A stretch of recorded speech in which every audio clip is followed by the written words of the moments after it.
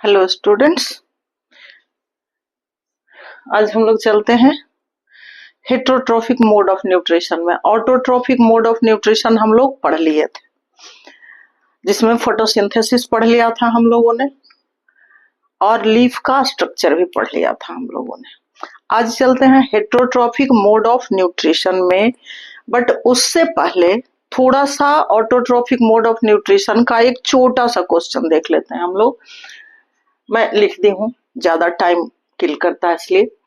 Types of photosynthetic pigments, ऐसे हम लोग जानते हैं क्लोरोफिल, बट क्लोरोफिल कभी अकेले नहीं रहता। और क्वेश्चन भी अगर पूछता है टाइप्स ऑफ फोटोसिंथेटिक पिगमेंट, तो it means more than one, एक से अधिक पिगमेंट है। हाँ, एक से अधिक पिगमेंट होते हैं। Two main types of photosynthetic pigment. Photosynthetic pigment दो तरह के होते हैं। मुख्य रूप से दो प्रकार के होते हैं जो फोटोसिंथेसिस में एक्टिव होते हैं। क्लोरोफिल में भी chlorophyll A and chlorophyll B and carotenoids. Two main types of photosynthetic pigments, chlorophylls A and B, chlorophyll A, chlorophyll B and carotenoids. ये दो तरह के पिगमेंट्स हैं, या क्लोरोफिल को भी अलग अलग, ऐसे क्लोरोफिल दोनों क्लोरोफिल ही है, ए एंड बी, और कैरोटीनॉइड्स हैं। तो दो तरह के मेन फोटोसिंथेटिक पिगमेंट्स हो गए आपके, और इनका फंक्शन भी थोड़ा सा जान लेते हैं। क्लोरोफिल ए जो है ये प्राइमरी पिगमेंट है, मेन पिगमेंट है, जो कन्वर्जन करता है, जो कन्वर्ट करता है एनर्जी को। और क्लोरोफिल बी एंड कैरोटीनॉइड्स जो है ये दोनों क्या करते हैं, डिफरेंट वेवलेंथ वाले सनलाइट को एब्जॉर्ब करते हैं। Chlorophyll B and carotenoids are accessory pigments, they absorb light energy and transfers it to chlorophyll A. अब कहता है कि इसमें क्लोरोफिल बी और कैरोटीनॉइड्स दोनों एसेसरी यानी सहायक पिगमेंट है, जो डिफरेंट वेवलेंथ वाले सनलाइट को एब्जॉर्ब करते हैं। और ये किसको दे देते हैं, क्लोरोफिल ए को, चूंकि क्लोरोफिल ए प्राइमरी पिगमेंट है, main pigment primary chlorophyll A. यानी क्लोरोफिल ए, ऐसा भी क्वेश्चन आए प्राइमरी पिगमेंट कौन है फोटोसिंथेटिक पिगमेंट में, तो वो क्लोरोफिल ए है। और क्लोरोफिल बी एंड कैरोटीनॉइड्स ये दोनों एसेसरी पिगमेंट हैं, दोनों सनलाइट एब्जॉर्ब करते हैं और क्लोरोफिल ए को दे देते हैं ये light energy to chemical energy के लिए। तो ये हो गया आपका एक छोटा सा क्वेश्चन। इसमें अब जिस तरह से आए प्राइमरी पिगमेंट, सेकेंडरी पिगमेंट, या कौन कौन से पिगमेंट्स होते हैं, तो क्लोरोफिल के साथ हमेशा कैरोटीनॉइड्स ही होता है। चलिए, ये कहानी खत्म हो गई। अब हम लोग चलते हैं मोड ऑफ न्यूट्रिशन में। ऑटोट्रोफिक मोड ऑफ न्यूट्रिशन हम लोगों ने देख लिया था, आज देख रहे हैं heterotrophic mode of nutrition. Heterotrophic mode of nutrition, ये जल्दी से, चूंकि आप लोग सबको पता है, याद भी है, पर मैं एक बार रिकर देना चाह रही। हेट्रोट्रोफिक मोड ऑफ न्यूट्रिशन जानते हैं, जो अपना भोजन खुद नहीं बना पाता, जिसमें क्लोरोफिल नहीं होते, जो सिंथेसिस नहीं करता, या कीमोसिंथेटिक, जैसे कीमोसिंथेटिक बैक्टीरिया हो गया, फोटोसिंथेटिक हो गया, तो दोनों ऑटोट्रोफ हैं। लेकिन जिसमें न केमिकल से न लाइट से किसी से भी फोटोसिंथेसिस करने की कैपेसिटी नहीं होती है, वैसे ऑर्गेनिज्म्स हो जाते हैं हेट्रोट्रोफ। और वैसे मोड ऑफ न्यूट्रिशन को कहते हैं हेट्रोट्रोफिक मोड ऑफ न्यूट्रिशन। तो heterotrophic mode of nutrition, organisms obtain their food by consuming other organisms और organic matter. Heterotrophic mode of nutrition को हम कैसे डिफाइन करेंगे, कि वैसे ऑर्गेनिज्म्स का, या वैसा मोड ऑफ न्यूट्रिशन जिसमें कि ऑर्गेनिज्म्स फूड को दूसरे ऑर्गेनिज्म से लेते हैं, या दूसरे ऑर्गेनिक मैटर से लेते हैं। दूसरे ऑर्गेनिज्म से भी ले सकते हैं, या ऑर्गेनिक मैटर से भी ले सकते हैं। अब ऑर्गेनिक मैटर से कौन लेता है, डेड एंड डिकेइंग सब्सटेंस वाला, चूंकि इसका फिर टाइप अभी हम लोग पढ़ेंगे, इसलिए ऑर्गेनिज्म भी कह सकते हैं कंज्यूमिंग अदर ऑर्गेनिज्म या ऑर्गेनिक मैटर, चूंकि इसमें तीनों टाइप आ जाएंगे, ये तो हेट्रोट्रॉफिक मोड ऑफ न्यूट्रिशन का हो गया डेफिनेशन, कि वो ऐसा ऑर्गेनिज्म जो अपना भोजन खुद नहीं बनाते। डिटेल लिखना होगा तो यहाँ डेफिनेशन में मैं नहीं डाली हूँ। हेट्रोट्रॉफ मीन्स जो फोटोसिंथेसिस नहीं करते। obtain their food by consuming other organisms or organic matter. अब heterotrophic mode of nutrition is of 3 types, well known है ये भी आपका। सैप्रोट्रॉफिक या सैप्रोफिटिक, दोनों सेम मीनिंग रखता है। Saprotrophic mode of nutrition, parasitic mode of nutrition and holozoic mode of nutrition, ये 3 टाइप्स ऑफ न्यूट्रिशन हो गए आपके। ऑटोट्रॉफिक मोड ऑफ न्यूट्रिशन का 3 टाइप्स हो गया।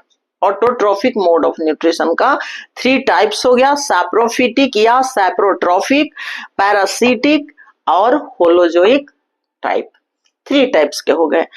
अब इसमें आ जाइए सैप्रोट्रॉफिक में, इसको कैसे डिफाइन करेंगे, समझ रहे हैं आप लोग सब, बस डेफिनेशन मैं लिख दी हूं।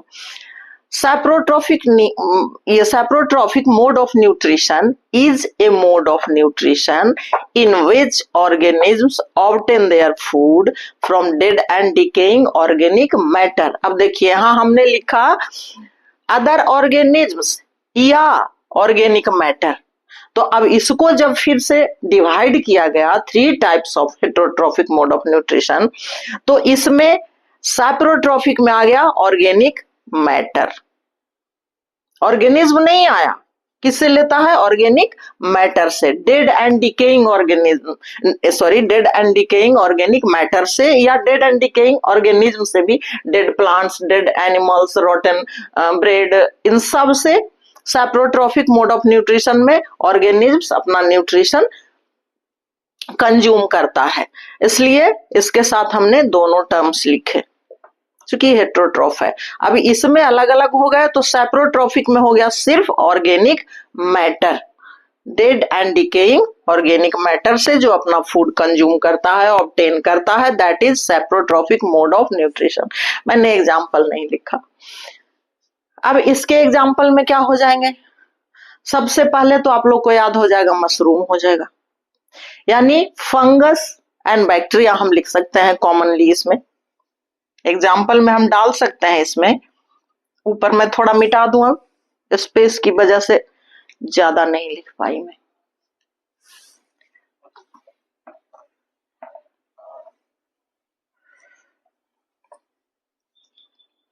ये सैप्रोट्रॉफिक या सैप्रोफिटिक भी लिख सकते हैं।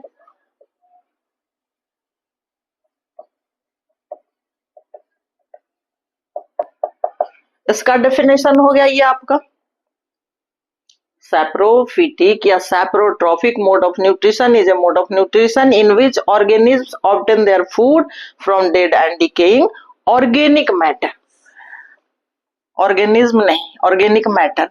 अब इसके एग्जाम्पल में हम लिख सकते हैं आपका फंगस, फंगस में राइजोपस हो सकता है, मशरूम हो सकता है, और बैक्टीरिया, बैक्टीरिया में भी बहुत सारे बैक्टीरिया हैं जो डेड एंड डिकेइंग सब्सटेंसेस से फूड लेते हैं, उनके ऑर्गेनिक सब्सटेंस को ब्रेक करके, और कुछ पैरासिटिक भी हैं। तो ये हो गया इसका एग्जाम्पल, ETC आप कर दे सकते हैं। फंगस में ही आपका मशरूम भी आ जाएगा। अब सेकेंड में चलिए parasitic mode of nutrition. Parasitic mode of nutrition में क्या है, इसमें लिविंग ऑर्गेनिज्म से अपना फूड ऑब्टेन करता है या फूड कंज्यूम करता है। यहाँ dead and decaying organic matter से है, जिसमें फंगस आ गए, बैक्टीरिया आ गए, और ये सारे ऑर्गेनिज्म्स हैं। और भोजन किस चीज से लेते हैं, सड़े गले ऑर्गेनिक पदार्थों से, कार्बनिक पदार्थों से, ऑर्गेनिक मैटर से। पैरासिटिक में in which organism derives its food from another living organisms. Parasite organism जो होते हैं पैरासिटिक मोड ऑफ न्यूट्रिशन में, परजीवी जो दूसरे लिविंग ऑर्गेनिज्म से अपना फूड डिराइव करते हैं, उससे अपना भोजन लेते हैं, विदाउट किलिंग इट, उसको मारते नहीं, विदाउट किलिंग इट।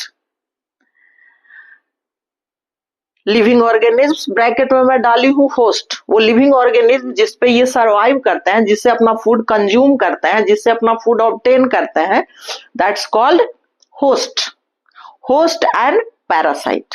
जैसे हम लोग में ही कोई अगर बाहरी आदमी आ गया तो फर्क इतना ही है कि वो पैरासाइट नहीं, वो गेस्ट है और हम लोग होस्ट हो गए, उसको फूड सरवाइव कर रहे हैं, फूड प्रोवाइड करवा रहे हैं। तो ऐसे ही in which organism derives its food from another living organisms without killing it, उसको मारे बिना उससे अपना भोजन लेता है, उसे पैरासाइट कहते हैं। और parasitic mode of nutrition, animals हो गए पैरासाइट और मोड ऑफ न्यूट्रिशन हो गया पैरासिटिक मोड ऑफ न्यूट्रिशन। अब इसमें इसका एग्जाम्पल हम लोग क्या लिखेंगे?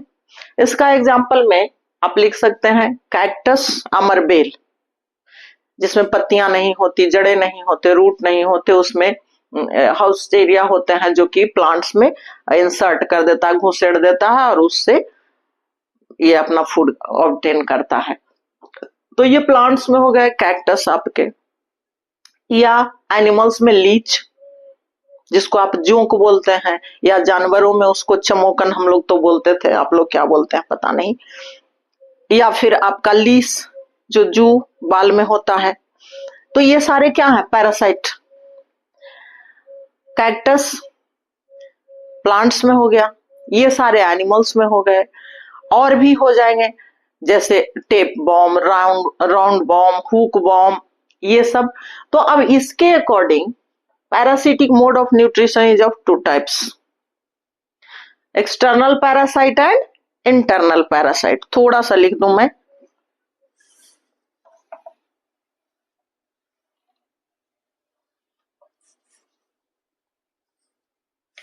पैरासाइट्स का एग्जाम्पल हो गया आपका लीस हो गया आपका, लीच हो गया आपका, कैक्टस हो गया आपका, रिंग बॉम हो गया, राउंड बॉम हो गया आपका, टेप बॉम हो गया आपका, सारे। लेकिन उसमें भी देखिए कुछ बाहर से सक करते हैं और कुछ बॉडी के अंदर होते हैं। तो उसके अकॉर्डिंग पैरासाइट जो हो गया बी वाला, ये भी दो तरह का हो गया, एक्सटर्नल पैरासाइट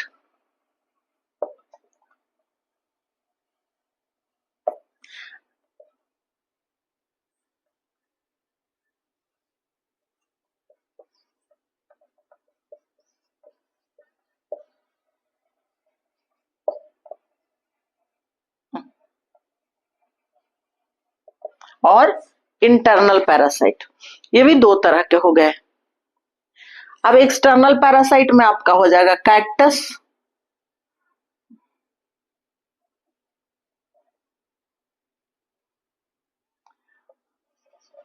लीच, लीस, और इंटरनल में आपका हो जाएगा राउंड बॉम, टेप बॉम, या फिर मलेरियल पैरासाइट भी आपके हो जाएंगे। Malarial parasite it is. External parasite में कैक्टस छोड़ दिया हमने, कैक्टस, लीच, लीस, इटीसी। और इंटरनल पैरासाइट में roundworm, tapeworm, hookworm, malarial parasite, ये सारे हो जाएंगे। और सिर्फ पैरासिटिक मोड ऑफ न्यूट्रिशन में तो सारे के सारे एक्सटर्नल हो या इंटरनल हो, सारे पैरासाइट्स हैं और उनका मोड ऑफ न्यूट्रिशन क्या है?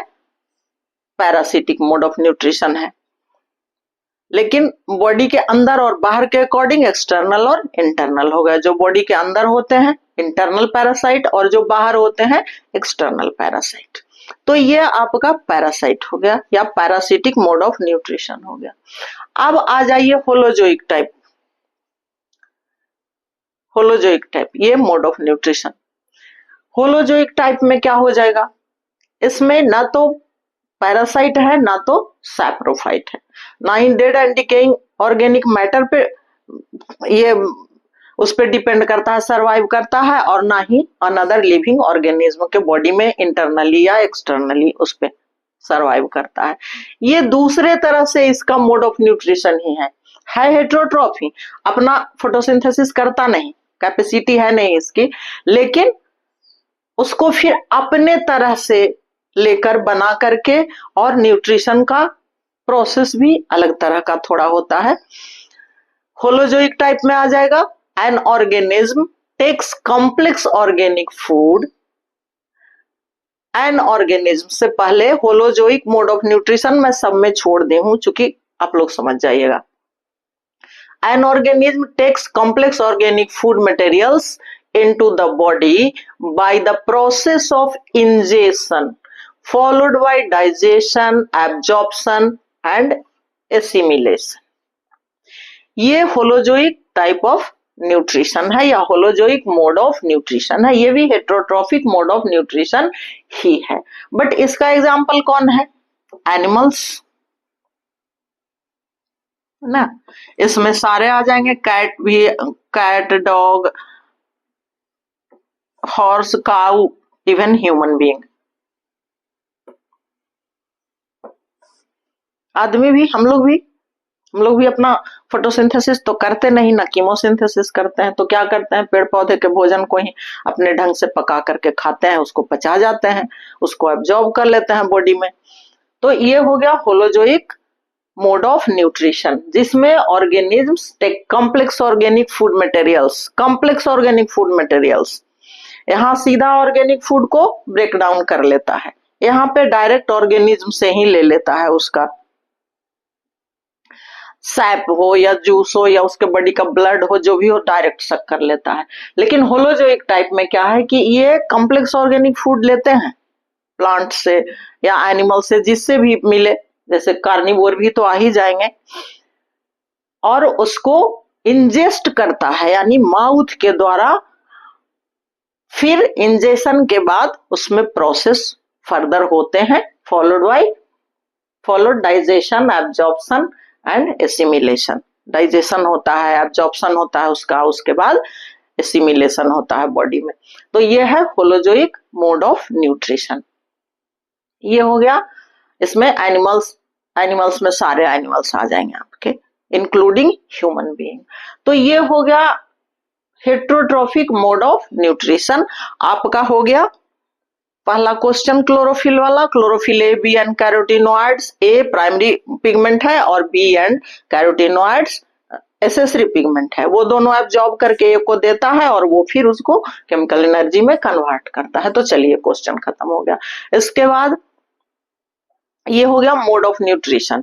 मोड ऑफ न्यूट्रिशन में हो गया heterotrophic mode of nutrition, and then heterotrophic mode of nutrition is of three types: parasitic, saprophytic and holozoic type। ये थ्री टाइप्स ऑफ न्यूट्रिशन हो गए। सैप्रोफिटिक हो गया डेड एंड डिकेइंग सब्सटेंस पर, उसका एग्जांपल है। पैरासिटिक हो गया लिविंग ऑर्गेनिज्म पर, जिसको होस्ट कहते हैं, और उसका एग्जांपल ये सारा हो गया दो तरह का, एक्सटर्नल और इंटरनल। होलोजोइक टाइप में हो गया जो कॉम्प्लेक्स ऑर्गेनिक फूड के फॉर्म में लेता है इंजेशन के द्वारा, और फिर प्रोसेस उसमें फॉलो होता है बॉडी में जाने के बाद, उसका डाइजेशन, एब्जॉर्प्शन एंड एसिमिलेशन। तो ये आपके मोड ऑफ न्यूट्रिशन हो गए। इस मोड ऑफ न्यूट्रिशन के बाद एक टर्म और आता है, सिम्बायोसिस। सिम्बायोसिस को भी हेट्रोट्रॉफिक मोड ऑफ न्यूट्रिशन के रूप में ही जाना जाता है। सिम्बायोसिस नाम सुने होंगे, पढ़े भी होंगे, या तो जूनियर सेक्शन में पढ़े होंगे या फिर अभी ही कहीं पढ़े होंगे।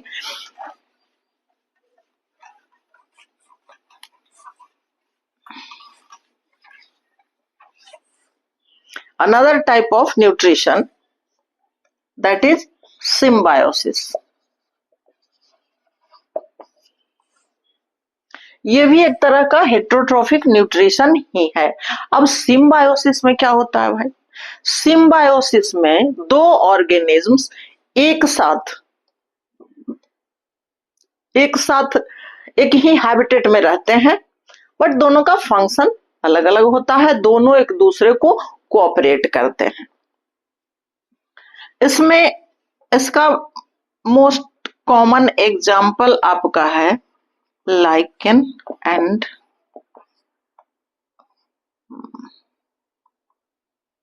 माइकोराइजा।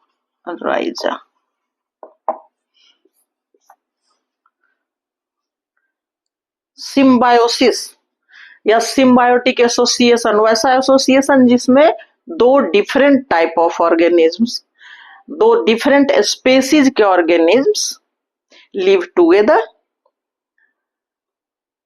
जैसे इसका एग्जांपल हो जाएगा आपका लाइकेन और माइकोराइजा, ऐसे बहुत सारे एग्जांपल्स हैं, लेकिन कॉमन एग्जांपल जो अक्सर आपके एग्जाम में आ जाता है या पढ़ना भी है, तो ये लाइकेन क्या है, ये एसोसिएशन है, इसको डिटेल से जान लीजिए।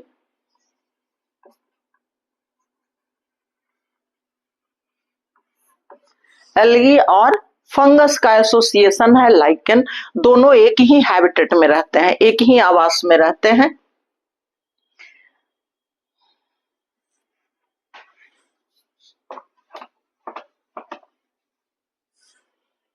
दोनों एक ही आवास में रहते हैं। अब देखिए, एक फोटोसिंथेटिक है और दूसरा नॉन फोटोसिंथेटिक है।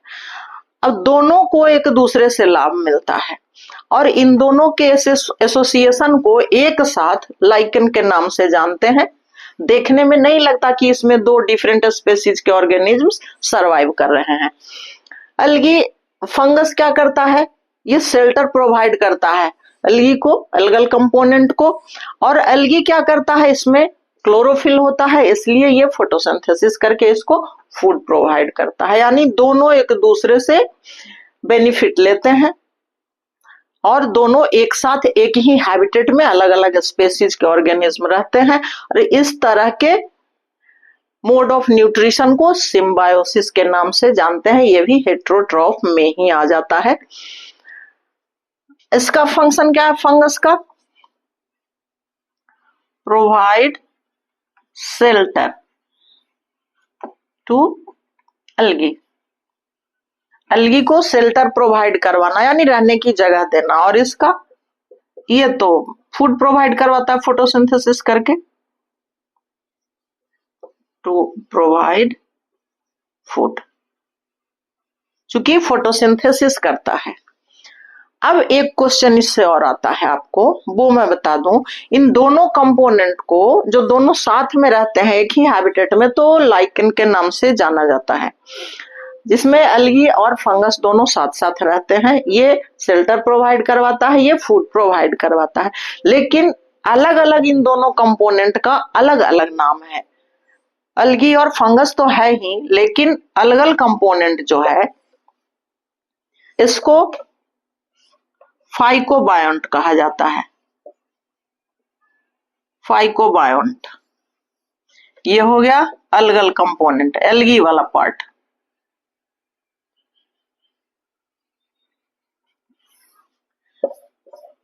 इसको फाइकोबायोंट कहते हैं, अलगल कंपोनेंट को। यानी लाइकेन में एल्गी और फंगस दोनों रह रहे हैं, दोनों एक दूसरे को बेनिफिट दे रहे हैं, एक शेल्टर प्रोवाइड करवा रहा है, दूसरा फूड प्रोवाइड करवा रहा है, तो इनको एक साथ हम लाइकेन के नाम से जानते हैं। लेकिन अगर दोनों कंपोनेंट्स के बारे में क्वेश्चन अलग अलग पूछा जाए तो अलगल कंपोनेंट को फाइकोबायोंट कहते हैं और फंगल कंपोनेंट को माइकोबायोंट कहते हैं।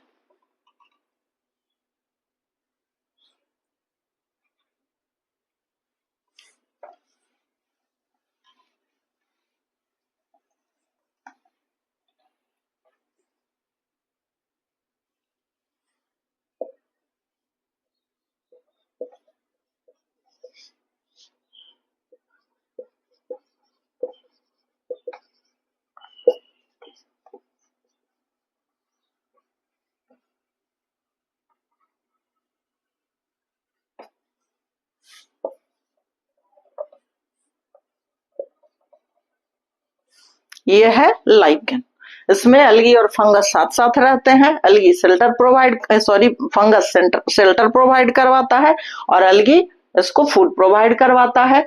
अलगल कंपोनेंट को फाइकोबायोंट के नाम से जानते हैं और फंगल कंपोनेंट को माइकोबायोंट के नाम से जानते हैं, और ये दोनों मिलाकर एक साथ रहते हैं, इसको लाइकेन के नाम से जानते हैं। यह है सिम्बायोसिस। माइकोराइजा भी ये हायर प्लांट्स के रूट में होता है, यहां भी फंगस ही होते हैं।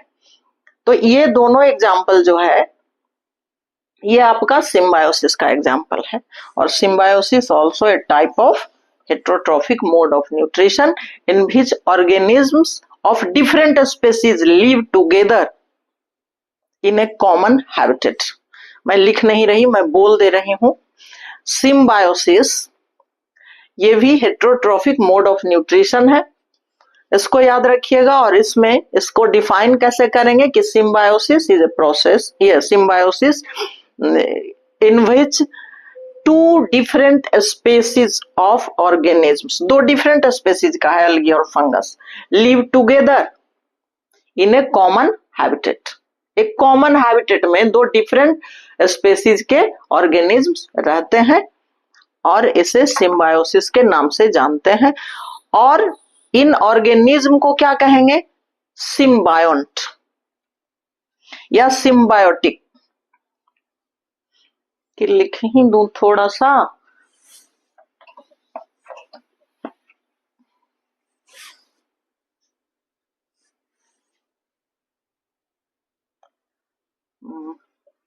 process in which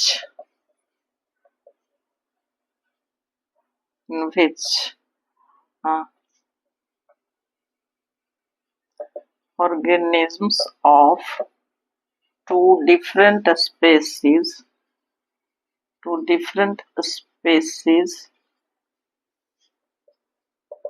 live together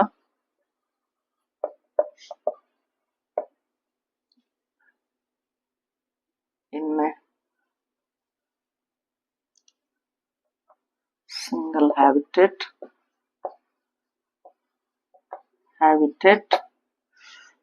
is called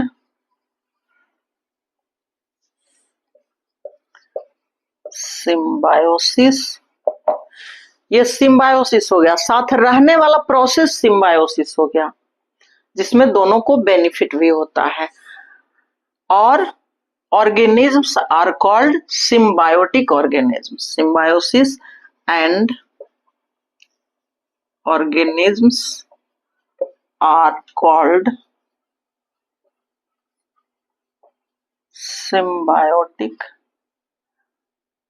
symbiotic organisms। और एग्जाम्पल इसका हो गया आपका लाइकेन और माइकोराइजा नीचे लिखा हुआ है। Process in which organisms of two different species live together in a single, यहाँ पे beneficial, in a single habitat, एक ही हैबिटेट में दोनों रहते हैं, उसको सिम्बायोसिस कहते हैं इस प्रोसेस को।